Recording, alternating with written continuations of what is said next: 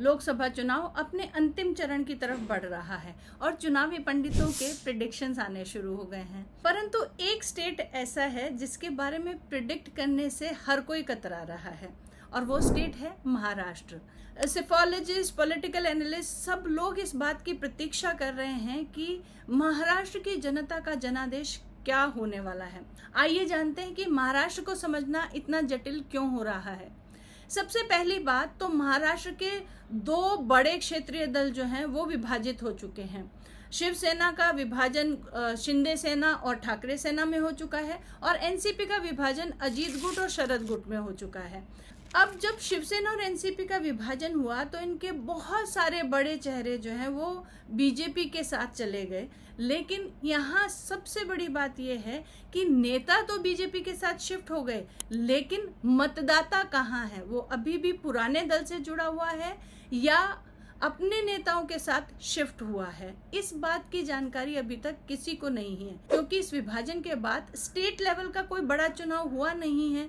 तो मतदाताओं के दिमाग में क्या चल रहा है इसका किसी को कोई आइडिया ही नहीं है। जब शिवसेना का विभाजन हुआ था तो शिवसेना के लगभग काफी सारे बड़े चेहरे शिंदे सेना के साथ शिफ्ट हो गए और उस वक्त लग रहा था कि ठाकरे सेना जो है वो लगभग खाली हो चुकी है। लेकिन इस वक्त जो प्रेडिक्शंस आ रहे हैं उसमें ठाकरे सेना उतनी कमजोर भी दिखाई नहीं दे रही है। काफी सारे एनालिस्ट अभी भी ठाकरे सेना को 10 सीट दे रहे हैं और अगर 48 में से 10 सीटें वो अभी भी मान के चल रहे हैं कि उद्धव सेना को मिलेगी, यानी ठाकरे सेना उतनी कमजोर भी नहीं है। दूसरी जो बड़ी बात देखने लायक है वो ये कि वरिष्ठ नेताओं के लेवल पर तो सब लोग आपस में जुड़ गए।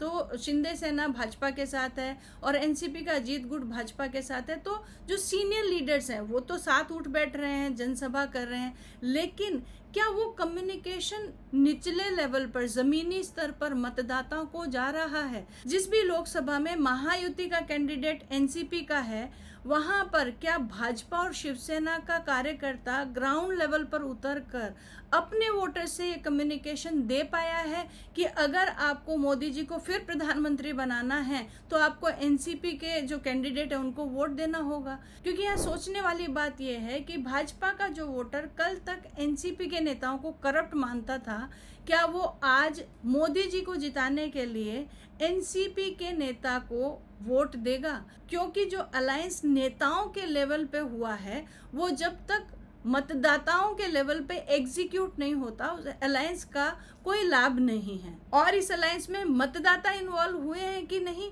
ये तो 4 जून को ही पता चलेगा। महाराष्ट्र का ये चुनाव कहीं ना कहीं पॉलिटिकल पार्टीज के लिए भी एक बड़ी लर्निंग लेके आएगा, क्योंकि जोड़ तोड़ की राजनीति में अक्सर नेताओं को तो पोच कर लिया जाता है, लेकिन लोग ये भूल जाते हैं कि उन नेताओं के पीछे अगर मतदाता शिफ्ट नहीं हो रहा है तो उसका नुकसान चुनाव में अवश्य उठाना पड़ेगा। महाराष्ट्र का कंफ्यूजन केवल पॉलिटिकल पंडितों का ही नहीं था, बल्कि चुनाव के दौरान महाराष्ट्र के मतदाताओं में भी एक भारी कंफ्यूजन था। बहुत सारे मतदाता इस बात को लेकर परेशान थे कि वो जिस पार्टी को वोट देते हैं उस पार्टी का चुनाव चिन्ह उनको ईवीएम पर दिखाई ही नहीं दिया, क्योंकि जमीनी स्तर पर जो एक कम्युनिकेशन जाना चाहिए था कि उनकी जो पसंद की पार्टी है उसका अलायंस किसके साथ है और उस अलायंस का उनके क्षेत्र में कैंडिडेट कौन है, तो कौन से चुनाव चिन्ह पे आपको बटन दबाना है, इस कम्युनिकेशन की कमी हर जगह थी। महाराष्ट्र का महा कंफ्यूजन तो अब 4 जून को ही दूर हो पाएगा। लेकिन चुनाव के बारे में अगर आप हमसे कोई जानकारी साझा करना चाहते हैं तो कमेंट बॉक्स में अवश्य लिखिएगा और ऐसे और वीडियोस के लिए हमारे साथ बने रहिए। सब्सक्राइब कीजिए हमारा चैनल हिंदू पोस्ट। नमस्ते।